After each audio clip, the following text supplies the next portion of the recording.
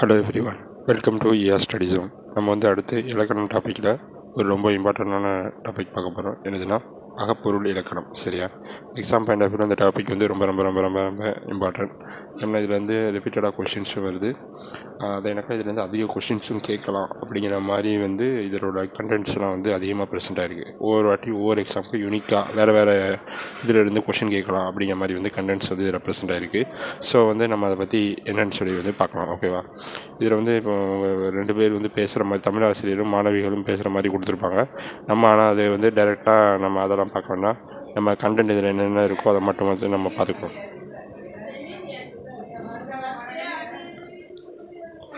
இப்போ பார்த்தீங்கன்னா இப்போ இதில் இந்த கேட்டிருக்காங்க பாருங்கள், அகப்பொருள் என்பது அகப்பொருள் என்பது அப்படின்னு சொல்லி இந்த மாணவி கொஷின் கேட்குறாங்க. சரியா?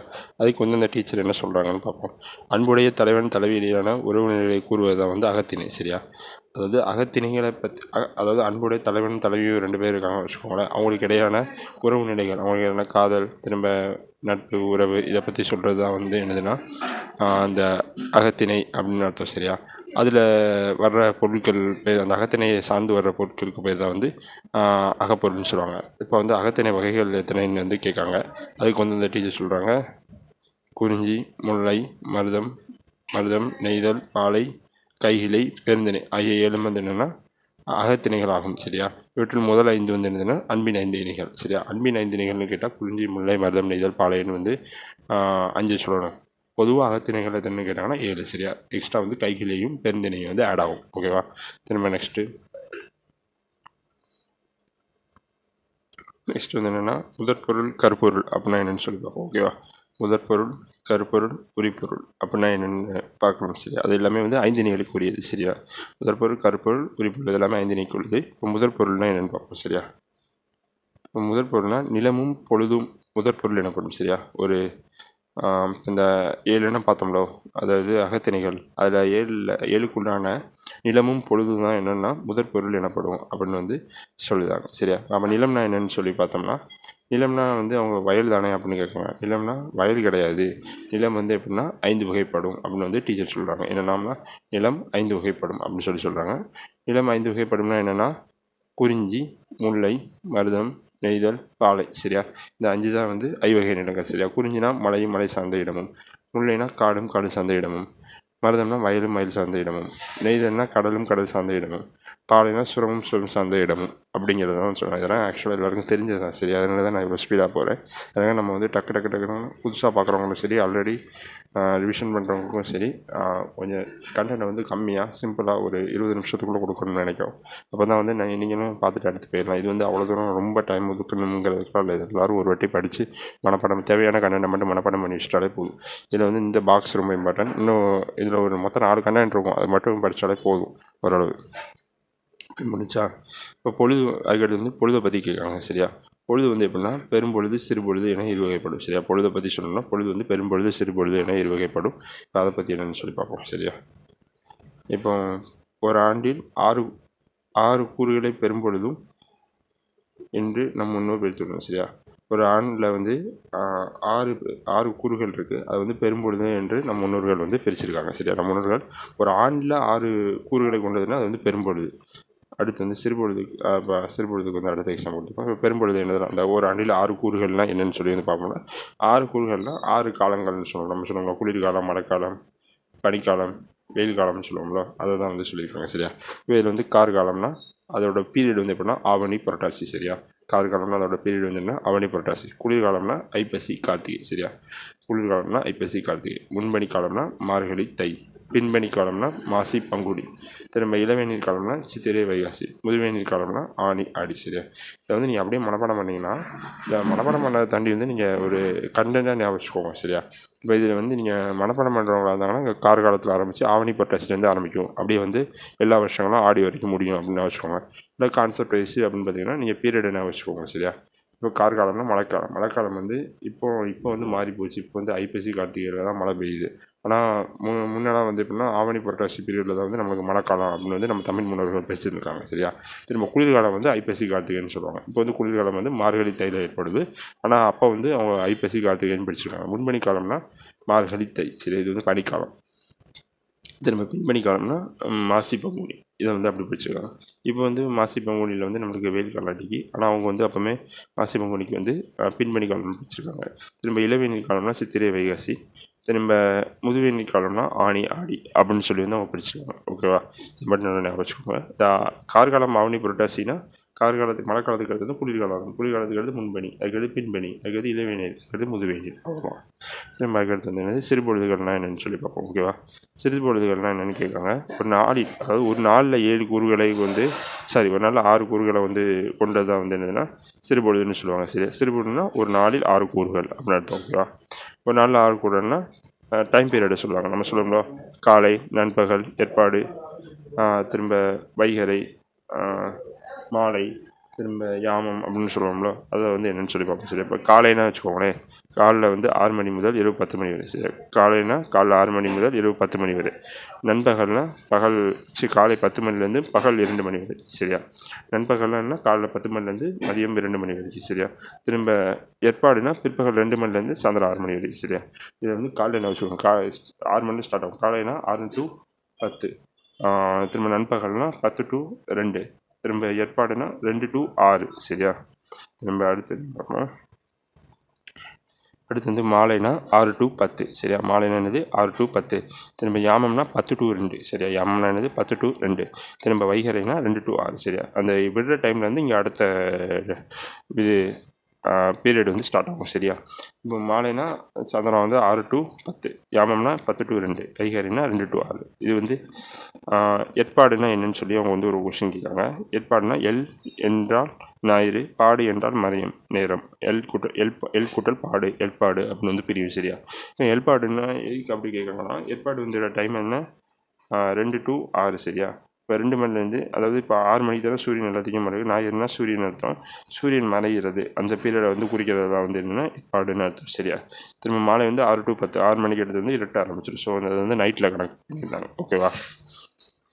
திரும்ப அடுத்து பார்த்தோம்னா 5 நிலங்கள் இருக்கின்றன, அனைத்தும் பொழுது ஒன்று போல வருமானு கேட்குறாங்க. சரியா? 5 நிலங்களுக்கும் பொழுது ஒன்று போல வருமானா வராது. சரியா? ஒவ்வொரு நிலத்திற்கும் பெரும்பொழுதும் சிறுபொழுதும் ஒன்று போல வராது. சரியா? பெரும்பொழுது சிறு பொழுதும் ஒவ்வொரு நிலத்துக்கும் தனித்தனியாக தான் வருமே தவிர ஒன்று போல வராது அப்படின்னு வந்து சொல்லியிருக்காங்க. சரியா? திரும்ப அடுத்து வந்து ஒவ்வொரு நிலத்திற்கும் பெரும்பொழுதும் சிறு பொழுதும் ஒன்று போல பார்த்தாச்சு. இப்போ கருப்பொருள் என்றால் என்ன அப்படின்னு வந்து கொஸ்டின் கேட்குறாங்க. அதுக்கு முன்னாடி வந்து இந்த நம்ம இது பெரும்பொழுது சிறுபொழுது ஒன்று போல் வராதுன்னு சொன்னோம்லோ, அது வந்து எப்படி கொடுத்துருக்காங்கன்னு பாருங்கள். சரியா? இப்போ இதில் வந்து திணையும் பொழுதும் கொடுத்துருக்காங்க. திணைனா இப்போ குறிஞ்சின்னு வச்சுக்கோங்களேன், குளிர்காலம், முன்பனிக்காலம், இதுதான் வந்து அதோட பெரும்பொழுது. சரியா? குறிஞ்சியோட பெரும்பொழுது என்ன, குளிர்காலம், முன்பனிக்காலம், இதுதான் வந்து குறிஞ்சினா என்னது மலையும் மலை சார்ந்த இடம். சரியா? அதோட இது வந்து என்னதுன்னா குளிர்காலமும் முன்பனிக்காலமும். அதோட பீரியட் வந்து சிறுபொழுது வந்து என்னென்னா யாமம்னு அர்த்தம். சரியா? சிறுபொழுது என்னென்னா யாமம்னு அர்த்தம். யாமம்னா என்ன, காலையில் 2 to 6. சரியா?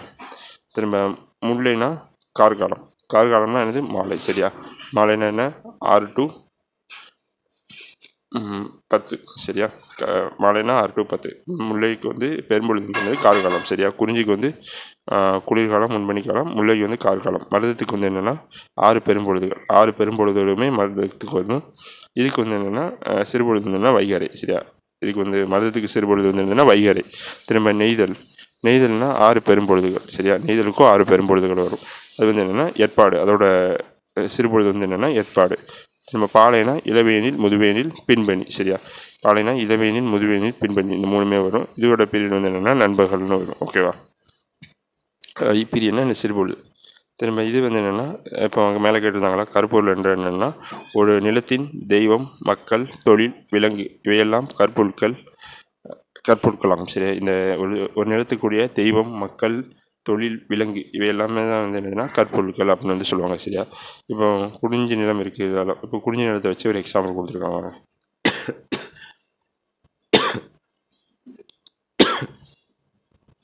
குறிஞ்சி நிலத்திற்கு தெய்வம் இருக்கும், மக்கள் இருப்ப, உணவு இருக்கும். இதே போல் ஒவ்வொரு நிலத்திற்கும் தனித்தனியே தெய்வமும் தொழில் வரையில் வந்து தனித்தனியாக இருக்கும். சரியா? இதுதான் வந்து என்னென்னா கவிதையில் வந்து இருக்கும். இதுதான் வந்து என்ன சொல்லுவாங்கன்னா கருப்பொருள்னு சொல்லுவாங்க. கவிதையில் உரிப்பொருளை இக்கருப்பொருள் பின்னணியில் அமைத்து பாடுவது நம்ம மரபு. சரியா? கவிதையில் இருக்கா, கவிதையில் மட்டும் வேணால் அந்த உரிப்பொருளை வந்து இக்கருப்பொருளுக்கு பின்னணியில் அமைத்து பாடுவது வந்து நம்ம மரபு. சரியா? அது கருப்பொருளில் வந்து நம்ம வந்து உரிப்பொருளுக்கு பின்னாடி வச்சு அமைச்சு வந்து நம்ம பாடுவோம் அப்படிங்கிறத வந்து சொல்லியிருக்காங்க சரியா, தமிழர் மரபு சொல்லியிருக்காங்க. இதில் வந்து கீழே வந்து ஒரு பாக்ஸ் இருக்கும் சரியா, அதில் வந்து அதாவது அவங்களே கொடுத்துருக்காங்க ஒரு அட்டவணை தெரியுது, நீங்கள் அதை வைத்து பார்த்து கொடுங்கள் அப்படின்னு வந்து சொல்லி கொடுத்துருக்காங்க. அந்த அட்டவணை என்னன்னு சொல்லி நம்ம பார்ப்போம். ஓகேவா, ஏன் இதுலேருந்து அதிக கொஷின் கேட்கலாம் அப்படிங்கிறது இப்போ உங்களுக்கு புரியும். நம்ம இவ்வளோ கண்டென்ட்ஸ் இருக்குது, அதனால தான். இப்போ வந்து கருப்பொருள் கொடுத்துருக்காங்க, 5 திணைகளை கொடுத்துருக்காங்க. அது என்னென்னு சொல்லி பார்ப்போம். இப்போ ஃபஸ்ட் வந்து தெய்வம் சரியா, தெய்வம் குறிஞ்சிக்கு வந்து யாருன்னா முருகன், மல்லைக்கு வந்து திருமால், மருதத்துக்கு வந்து இந்திரன், நெய்தலுக்கு வந்து வர்ணன், பாலைக்கு வந்து என்னென்னா கொற்றவை சரியா. திரும்ப அதுக்கடுத்து வந்து மக்கள் வந்து என்னென்னா வெற்பன், குறவர், கொடுத்தியர் சரியா. வெற்பன், குறவர், கொடுத்தியர். முல்லைக்கு வந்து தோன்றல், ஆயர், ஆட்சியர். ஆயர் ஆட்சியர்னா ஆடு மேய்க்கிறவங்க சரியா, ஆடு மாடு மேய்ப்பாங்களா அவங்கள தான் அப்படி சொல்லுவாங்க. திரும்ப மருதம்னா ஊரன், உழவர், உலத்தியர். மருதம்னா வயலும் மயில் சார்ந்த இடமா, அப்போ அவங்க வயலில் வந்து யார் உழவர் உலத்தியர் தான் வேலை பார்ப்பாங்க. நெய்தல்னா செப்பன், இது வந்து யாருன்னா பரதன், பரத்தியர் அப்படின்னு வந்து சொல்லுவாங்க சரியா. திரும்ப குற்றவைனா எய்னர், எய்ட்சியர் சரியா. இது குற்றவைங்க பாலைனா எய்னர், எய்ட்சியர் அப்படின்னு அர்த்தம். ஓகேவா. திரும்ப உணவு பார்த்திங்கன்னா மலைநெல், திணை சரியா. இவங்களோட உணவு வந்து என்னென்னா மலைநெல், திணை. முழுநிலத்து மக்களோட உணவு வந்து என்னென்னா வரகு, சாமை சரியா. திரும்ப நெய்தல் மருத நிலத்தோட உணவு வந்து செந்நெல், வெண்ணெல் சரியா. நெல் தானே அவங்க இது பண்ணுவாங்க. முல்லை வந்து என்னென்னா வரகு, சாமை, பாலை வந்து மலைநெல், திணை சரியா. திரும்ப குறிஞ்சி வந்து மலைநெல், திணை, முல்லை வந்து வரகு, சாமை, மருதம் வந்து செந்நெல், வெண்ணெல். திரும்ப நெய்தல் வந்து என்னதுன்னா மீன், உப்புக்கு பெற்ற பொருள் சரியா. மீன் பிற உப்பு விட்டு சில பொருட்கள் வந்து அவங்க வாங்கிக்கிடுவாங்க, பண்டமாற்று முறைன்னு சொல்கிறோம்ல, அது மாதிரி வாங்கிக்கிடுவாங்க. அந்த இது நம்ம இவங்களோட பாலையோட என்னென்னா சூறையாடலால் வரும் பொருள் சரி. இவங்க வந்து என்னது கொள்ளதான் அடிப்பாங்க எங்கள் பாலை நிலத்தில் உள்ளவங்க. ஸோ அவங்களுக்கு வந்து இந்த சூறையாடுவாங்கல்ல, திருடி வர்ற பொருள் தான் அவங்க என்னதான் இருந்தாலும் அதை வந்து உபயோகிச்சுக்கிடுவாங்க. திரும்ப அதுக்கடுத்து என்னென்னா விலங்கை பற்றி சொல்லணும்னா இங்கே வந்து குறிஞ்சிக்கு வந்து புலி, கரடி, சிங்கம் சரியா.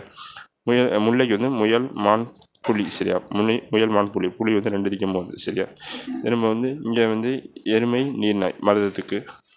நெய்தலுக்கு வந்து முதலை, சுறா இந்த கடலில் இருக்கும். இது வந்து பாலைக்கு வந்து வழியிழந்த யானை சரி, வழியிழந்த யானை அப்படின்னு வந்து இதுக்கு பாலைக்கு சரியா. திரும்ப வந்து பூவை பார்த்தோம்னா குறிஞ்சி, காந்தல் இதுக்கு குறிஞ்சி நிலத்துக்கு. முல்லை நிலத்துக்கு வந்து முல்லை, தோன்றி. மருத நிலத்துக்கு வந்து செங்கழு நீர், தாமரை. இது ரெண்டும் வந்து மருதத்துக்கு. நெய்தலுக்கு வந்து தாளை, நெய்தல் தாளை, நெய்தல் இது வந்து நெய்தல் நிலத்துக்குள்ளது. திரும்ப வந்து பாலைக்கு வந்து குரவம், காதிரி அப்படிங்கிற வந்து ரெண்டுமே வந்து என்னென்னா இது என்னது பாலை நிலத்துக்குள்ளது. திரும்ப மரம்னா அகில், வேங்கை சரியா.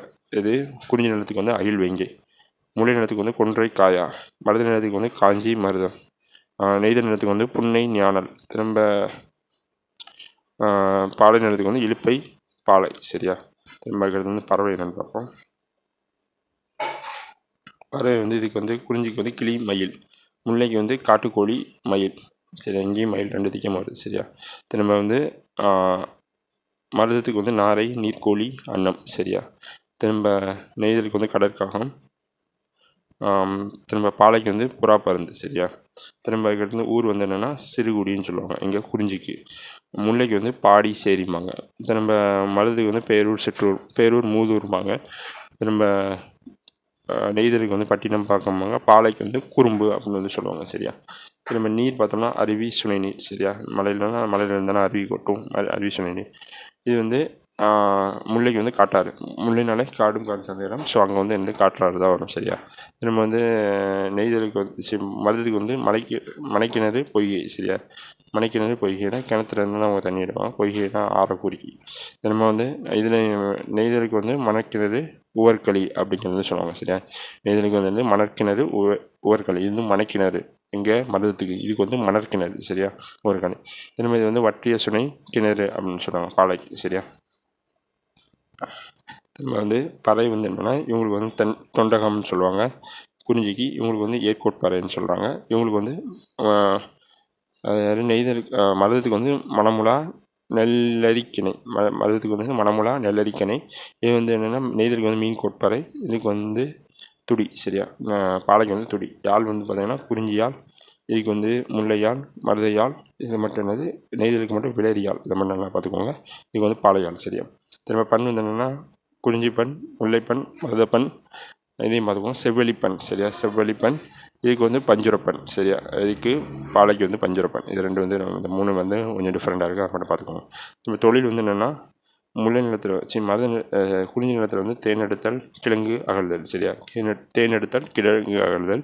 திரும்ப மருத நிலத்தில் வந்து ஏறு தழுவுதல் நிலை மேய்த்தல் சரி, முல்லை நிலத்தில் ஏறு தழுவுதல் நிலை மேய்த்தல். மருத நிலத்தில் வந்து நெல்லறிதல் களை பறித்தல். மருத நிலத்தில் வந்து நெல்லறிதல் களை பறித்தல்.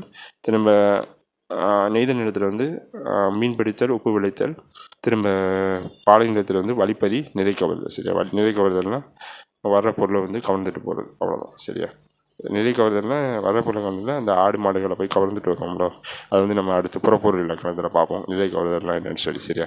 இதோட இந்த வீடியோ முடிஞ்சு உங்கள் புதுசாக படிக்கிற டிஎன்பிஎஸ்சி ஃப்ரெண்ட்ஸாக இருந்தாலும் அவங்களுக்கு ஷேர் பண்ணுங்கள். இல்லைனா நீங்கள் ஆல்ரெடி படிச்சுட்டு இருந்தீங்கன்னா உங்களுக்கு வந்து இதை ரிவிஷனுக்கு யூஸ் பண்ணிக்கோங்க. ஓகேவா, தேங்க்யூ. நம்ம சேனலை ஃபாலோ பண்ணிக்கோங்க, அப்படியே சப்ஸ்கிரைப் பண்ணிக்கோங்க. இதுக்கு முன்னாடி வந்து ஒரு 4 பாட்டு நடத்திருப்பேன், அதுக்கான வீடியோ லிங்க் வந்து கீழே டிஸ்கிரிப்ஷனில் கொடுங்க, அதையும் பார்த்துக்கோங்க. ஓகேவா, தேங்க்யூ.